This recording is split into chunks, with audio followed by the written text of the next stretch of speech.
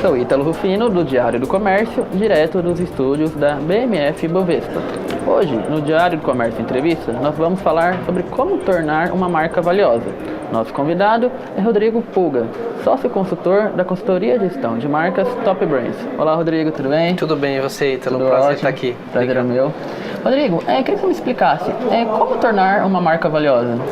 Bom, antes de mais nada, assim, a marca ela se torna valiosa, Ítalo, de alguma maneira porque ela constrói algum significado para os públicos com os quais ela se relaciona, né? Para que a gente consiga fortalecer essa marca e, consequentemente, fazer com que ela se torne mais valiosa, existe um processo estruturado, uma metodologia que é utilizada dentro do branding, dentro dos conceitos de branding, que é o Brand Equity.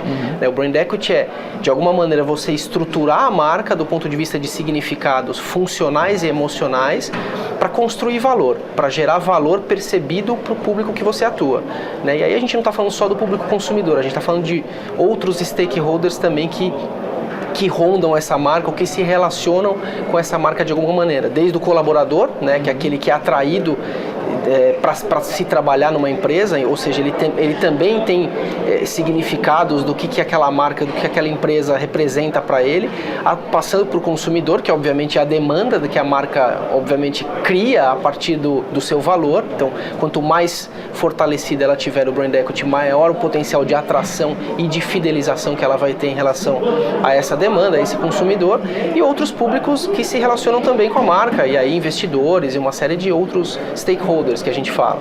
Entendi. Quais são os pilares para uma média empresa construir uma marca? Perfeito. A primeira delas é assim, uma marca, para ela existir, ela precisa ser lembrada, né? Antes de qualquer coisa. Se ela não é lembrada, ela não é nem considerada num processo de compra. Então, se eu pensar que eu vou comprar, por exemplo, uma marca de carro, vou trocar de automóvel. Se eu não tiver 3 ou 4 marcas na cabeça, eu não vou saber que elas existem. Então, eu preciso, de fato, ter um conhecimento que seria a primeira etapa dessa pirâmide de Brand Equity, dessa metodologia, ou seja, preciso ser lembrada, né? A partir dessa lembrança, eu desenvolvo a estrutura da marca, ela se desenvolve a partir de dois lados, né? O funcional, aquele que, de fato, o que a marca significa do ponto de vista intrínseco, ou seja, atributos percebidos do produto, do serviço que essa marca atua, e por outro lado as imagens que essa marca transmite de alguma maneira, seja pela sua personalidade, seja pelo jeito que ela trabalha com a própria narrativa que essa marca estabelece na comunicação com seus públicos, com o consumidor, por exemplo. E aí, a partir disso, nesse segundo nível, que são os atributos funcionais e emocionais, a gente tem um terceiro nível desse processo mental, que são as respostas. As respostas, as marcas, elas não conseguem determinar de fato quais serão, elas conseguem prever. Quando você estrutura, né, o Brand Equity de uma marca, você consegue prever quais são as respostas funcionais, ou seja, como que o meu consumidor me julga, e aí é estágio de julgamento, ou seja, com base num atributo funcional, eu julgo se a marca é boa ou é ruim.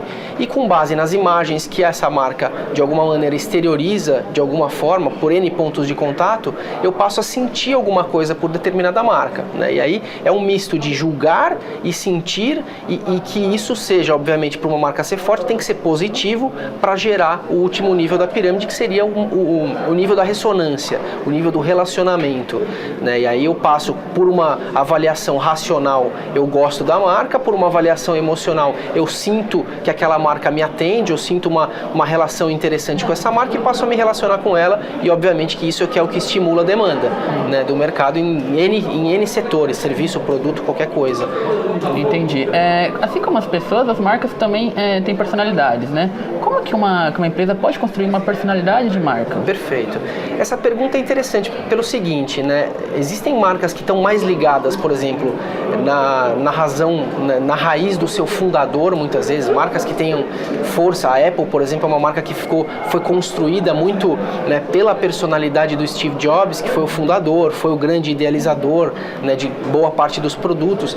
Mas existem outras maneiras de construir, porque muitas vezes o próprio fundador, ele não é tão visível. E em determinados negócios, até em clientes nossos, inclusive, existem casos que o cliente, né, o dono da empresa, ele não quer aparecer, o acionista não quer aparecer, então não vai depender dele exclusivamente de dar a cara para aquela marca. Tem a ver muito com o jeito dessa empresa se relacionar com as pessoas, de fazer os negócios, o relacionamento comercial que a empresa tem.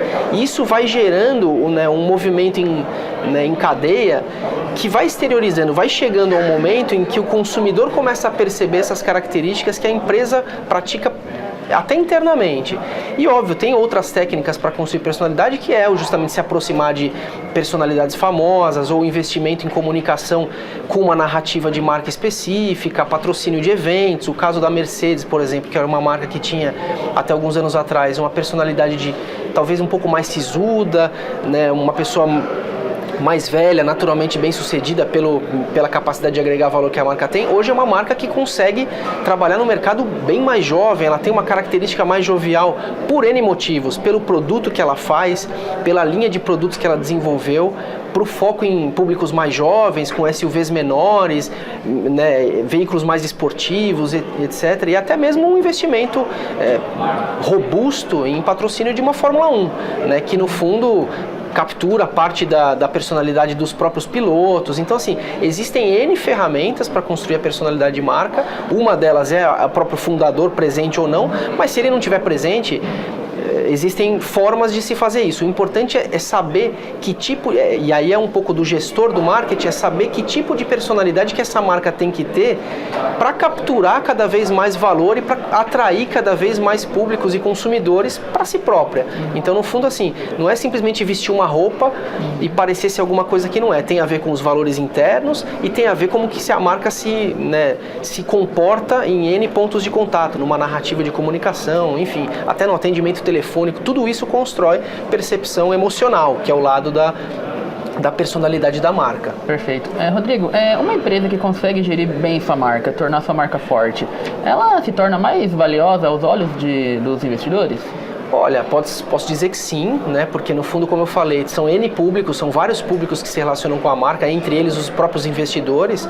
Então, de uma maneira ou de outra, uma marca que consegue ter um resultado interessante naquele mercado que ela atua, ou seja, ela consegue vender bem, vender com valor agregado. Quanto mais forte ela é, mais fácil ela consegue fazer isso. Ela consegue performar melhor, ela consegue manter preços superiores em relação a determinadas marcas que são mais fracas e com isso atrair não só o consumidor, mas possíveis interessados em investir. Ou seja, eu vou investir numa marca que tenha sucesso.